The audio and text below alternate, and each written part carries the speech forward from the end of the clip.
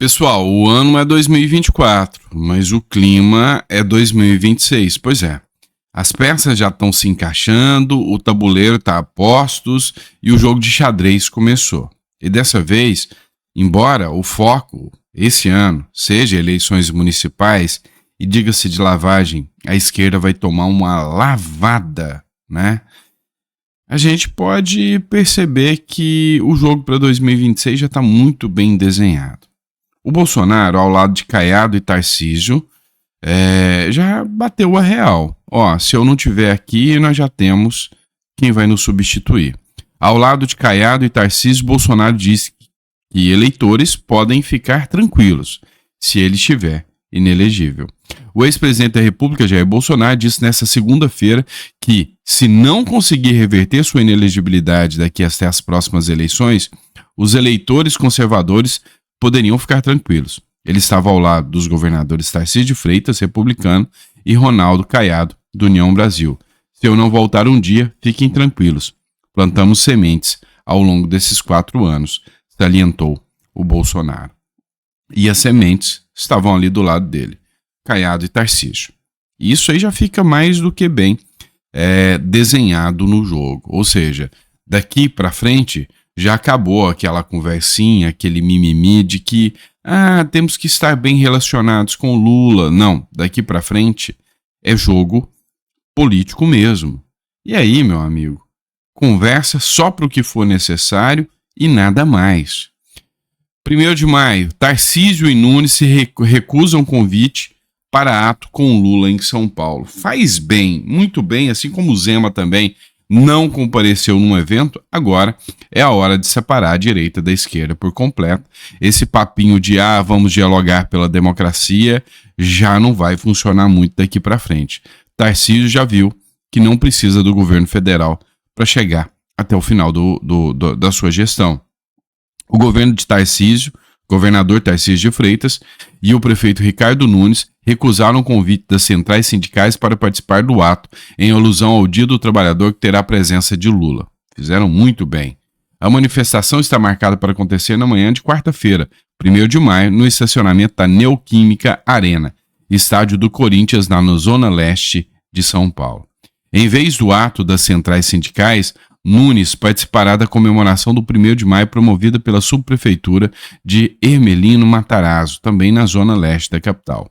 O ato que Lula participará é organizado por pelo menos 7 centrais sindicais. São elas a CUT, a Força Sindical, a UGT, a CBT, a NCS e a SB, Intersindical e Pública. E faz muito bem o Tarcísio em não participar desse antro, que é um antro totalmente de esquerda. Então, assim, começou a se delimitar aqui, tá com Bolsonaro, tá com Bolsonaro, tá com Lula e ponto. E aí você já vê gente descolando o tempo todo do Lula. E presta atenção, daqui até 2026, muito há de acontecer. A imprensa já começou a descolar do Lula. O Elon Musk entrou na jogada. O Trump chega aí, daqui a pouquinho. Não tenha dúvidas que daqui a pouquinho o Trump já está aí na jogada. Olha só, por exemplo, esse ponto aqui. Matéria da Gazeta do Povo. Como o debate sobre a liberdade de expressão nas redes sociais pode influenciar as eleições nos Estados Unidos? Pois é, só para constar, liberdade de expressão, agora, na visão da esquerda, é coisa de direita. Pois é. Os Estados Unidos são considerados o maior exemplo de defesa da liberdade de expressão no mundo atual, amparados na primeira emenda, a mais ampla proteção jurídica que há nesse sentido. No entanto, o discurso livre tem se deteriorado com o passar dos anos, principalmente nas redes sociais, o ambiente que virou alvo de interferência política, gerando preocupações sobre como práticas censórias podem influenciar as eleições presidenciais de novembro. Com a consolidação das plataformas como um novo espaço de debate, os candidatos políticos migraram grande parte de sua estratégia de engajamento para a internet. Hoje, um dos principais canais de campanha e propagação de ideias. Um exemplo disso é o próprio governo de Joe Biden, que ampliou nos últimos anos sua presença digital. Na semana passada, sua campanha de reeleição afirmou que planeja continuar usando o TikTok, apesar da possível proibição do aplicativo chinês no território americano. Segundo os assessores de Biden, um ambiente de mídia fragmentado exige que apareçamos e encontremos os eleitores onde eles estão. E isso inclui a internet, o TikTok e um dos muitos lugares em que estamos garantindo que nosso conteúdo seja visto pelos eleitores, disse um funcionário sem se identificar à emissora CNN. Pois é. O assunto liberdade de expressão, o assunto liberdade de fala, sem sombra de dúvidas, é uma bandeira da direita e é o medo da esquerda. É um medo tão grande que é assustador você ver jornalistas de esquerda torcendo pela prisão de outros jornalistas. Pois é, ficou notório o caso do jornalista que teve a sua prisão determinada em Pernambuco agora após críticas a um promotor de justiça. E pasmem, o blog do Noblar veio criticar o jornalista e achar que realmente ele tem que ser preso. É um jornalista apoiando ataques, né, à liberdade de imprensa. Liberdade de imprensa é uma coisa, trapaça é outra bem diferente. Então, o blog do Noblar chama o jornalista de trapaceiro. Presta atenção. Posa de coitadinho, alvo de mais um ataque à liberdade de imprensa. O jornalista Ricardo Antunes, de 61 anos de idade, dono do blog Leitura Crítica, que a juíza Andréa Calado da Cruz, da 11ª Vara Criminal do Recife, mandou prender preventivamente a pedido do Ministério Público de Pernambuco. Antunes é réu por difamação e injúria. Quantas vezes vocês viram prisão por difamação e injúria de um cidadão comum, contra um cidadão comum? Ah, pelo amor de Deus, né? Prisão por difamação e injúria, tá certo. Em continuidade delitiva, contra o promotor de justiça Flávio Roberto Falcão Pedrosa. Além da prisão preventiva, a juíza determinou o cancelamento de seus passaportes e o bloqueio de perfis nas redes sociais, diz um trecho da sentença. A liberdade de expressão, constitucionalmente assegurada, não pode ser utilizada como salvo-conduto para o cometimento de infrações penais, tampouco autoriza a ofensa à honra alheia. A advogada Rúbia Torres, que defende o jornalista, informou que vai entrar com a representação contra a juíza no Conselho Nacional de Justiça. Para a advogada, a decisão é um exagero jurídico. Foi uma decisão que não tem o menor amparo legal. Antunes está na Espanha supostamente de férias e se diz censurado. Não é por isso, no entanto, que Antunes está à beira de ser preso pela segunda vez e desta por decisão do Superior Tribunal de Justiça. Ele é reincidente. Na tarde de 5 de outubro de 2012, lá se vão quase 12 anos, ele foi preso no Recife quando saía do escritório do cientista político Antônio Lavareda, carregando um pacote de 50 mil reais. Ok. O blog do Noblar diz aqui que lá atrás ele carregou 50 mil reais, foi preso, não sei. Não sei dessa informação, se foi por recebimento de alguma coisa ilícita ou não, provavelmente, para ter sido preso. Mas vem cá, uma coisa não tem nada a ver com a outra. Ai. O que é a ideia de um jornalista defender que ele extrapolou os limites? Tá, quem diz o que se extrapolou os limites? Porque essa semana o Gilmar Mendes mandou trancar uma ação do Guga Noblar, contra o Guga Noblar, do Bolsonaro contra o Guga Noblar, né? Deve ser parente do Noblar aqui.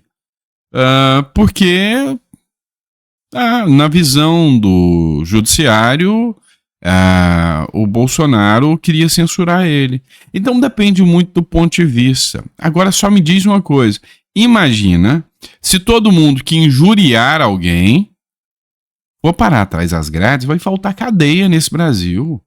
Vai faltar cadeia. O Janones já era para estar preso há muito tempo. O Lula já era para estar atrás das grades. Se injuriar alguém, né? Ou você esqueceu que o Lula chamou o agro de fascista? Isso é calúnia. Ou você esqueceu que o Lula chamou São Paulo de fascista? Isso é calúnia, calúnia coletiva ainda, né? Deveria estar atrás das grades? Ou você esqueceu que figuras célebres da política brasileira, como o próprio Glauber Braga, saiu chutando o rapaz lá e xingando ele, não tá preso.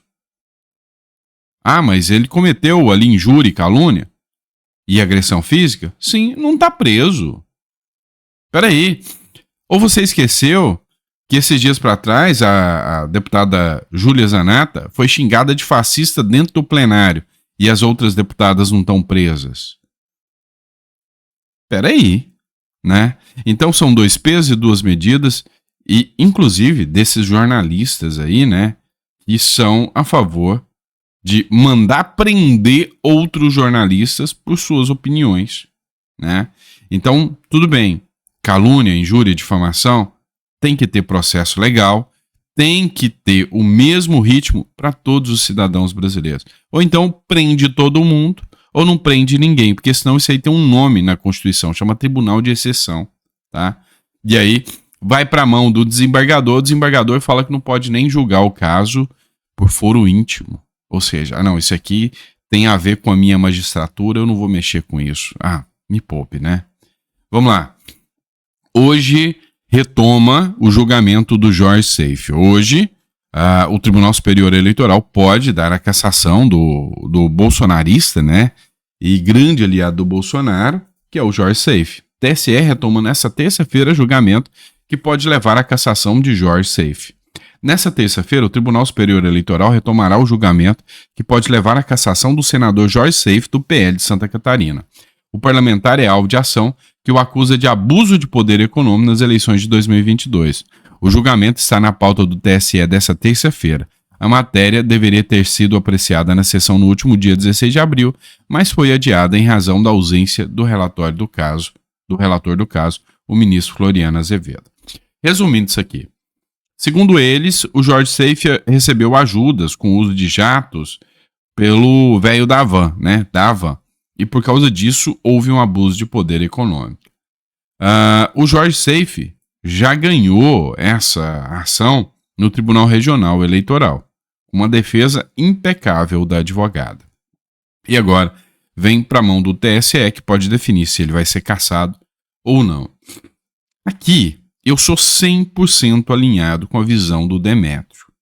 Isso é a coisa mais inconstitucional, é a coisa mais antidemocrática que se pode existir, é a cassação por questões de burocratas, né, burocracia das eleições de um cara escolhido pelo povo. Todo poder emana do povo. Ele teve o nome dele colocado à disposição e o povo escolheu. Aí vem 7 juízes, né? Ninguém sabe quem é ao certo, e tira a eleição de um cara que recebeu muito mais de 1 milhão de votos. Não tá certo isso. E eu concordo em número, gênero e grau com Demétrio aqui, da Globo News, que falou que é um absurdo o que eles fazem com essa história de cassação de deputados, cassação de senadores, cassação de parlamentares. É uma verdadeira vergonha, tá bom? É isso, pessoal. Espero que vocês tenham gostado do nosso editorial. A gente volta daqui a pouquinho com mais conteúdo para vocês, tá bom? Grande abraço e até a próxima.